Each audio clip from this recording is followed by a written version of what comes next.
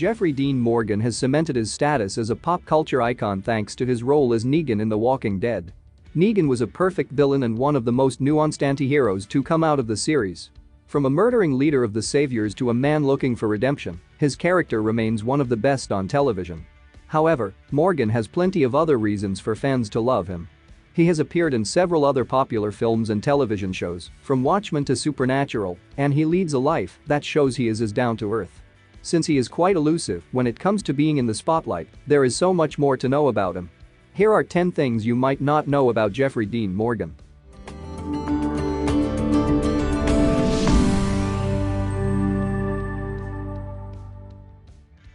He was hated because of his on-screen character.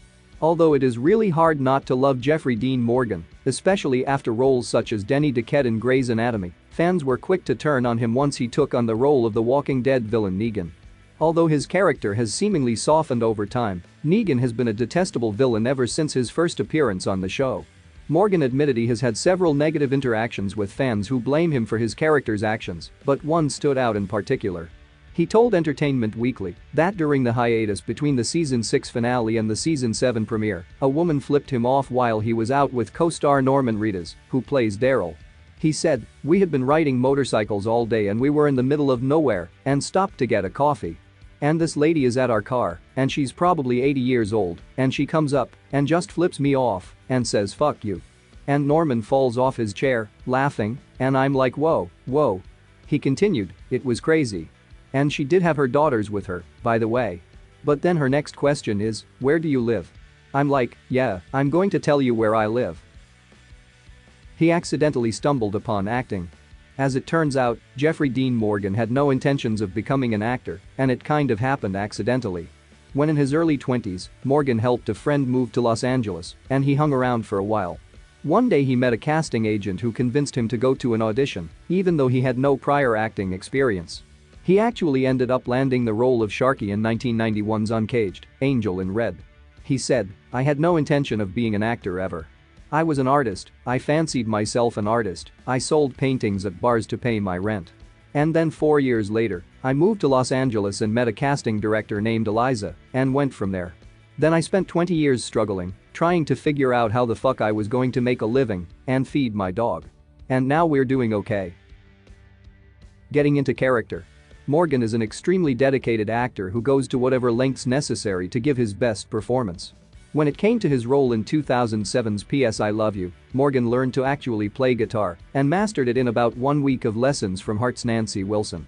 In 2015 he was required to play a man with tuberculosis for the film Texas Rising, so in order to lose the 40 pounds necessarily, he resorted to only eating 1 can of tuna per day.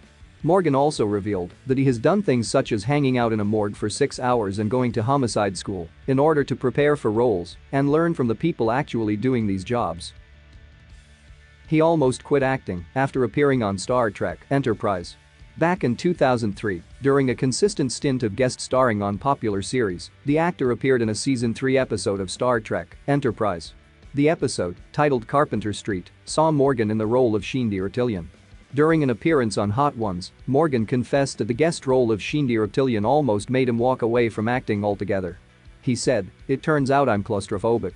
I had a really hard time doing the makeup process, and I had straws in my nose. I've never been on a set where I went home at night and just thought, what am I doing? I've made the worst fucking decision of my life. I don't ever want to be an actor again.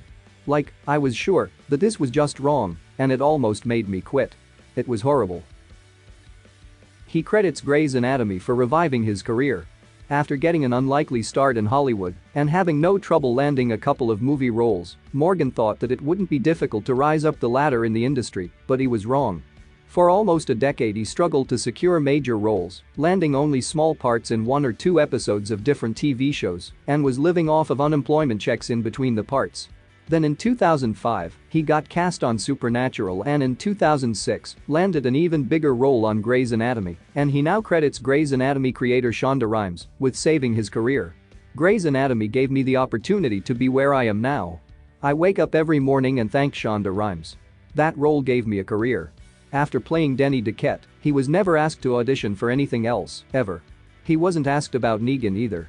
The show sought him out, and when his agent called, Morgan knew exactly what role it was they were going to offer because his friends had already told him he'd be perfect for it. Interestingly enough, his former manager, who was also a close friend of his, dropped him as a client only one day before he landed his supernatural role, telling him she could not resurrect his career. He had never watched The Good Wife before he joined the cast. When Jeffrey got the offer to be part of the show The Good Wife, he liked the description of his character, but he didn't really know what the show was about. He said, "I got a call one day from my agent who just said, 'You've been offered something on The Good Wife, and the creators would like to speak to you.' I had never watched The Good Wife before, believe it or not. I had heard it was a great show, and I've known Juliana for a while, but I'd never seen it. So I got on the phone with them and they told me what they were thinking of as far as the character." After the call, he watched some of the episodes and fell in love with the show, so after a couple of days, he called the creators back and accepted the offer. He owns a candy store. Aside from being an actor, it seems Morgan is also a businessman. After a close friend who owns Samuel's Sweet Shop in Rhinebeck, New York, suddenly passed, Morgan, along with friend and fellow actor Paul Rudd and another mutual friend, stepped in and bought the business to keep it running. Now, the three men's wives do most of the work with the candy store and keep it going from day to day. He met his wife on a blind date. In early 2009, he began dating actress Hilarie Burton after they were set up on a blind date by Morgan's Supernatural co-star Jensen Ackles, whose wife Danielle had starred on One Tree Hill with Burton. After hitting it off on their double date with Ackles, the couple made their red carpet debut in April of 2010.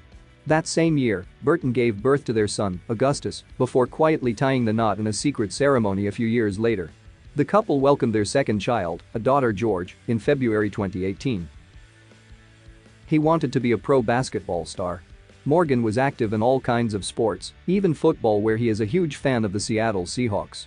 But his passion was basketball, and his plan was to try and make a career out of it. He was the captain of his Washington high school team and was given a basketball scholarship. The only reason he didn't pursue things further was a knee injury that cut everything short. After the option of basketball was over, he became a painter and writer and eventually an actor. Being a celebrity. As a rather elusive celebrity, it isn't surprising that Morgan has never really been a fan of the attention that comes along with being a star. He told Flaunt magazine, "I love acting. The star part is not my bag. It's weird and you don't get used to it. I'm not comfortable with it, nor do I want it. I want to be with people I care about and hang out with my dogs. Never in my days did I want to be a celebrity." In fact, he and his wife purchased a farm outside of Rhinebeck, New York, far away from the hustle and bustle of Los Angeles, and have many animals, including cattle, chickens, and alpacas.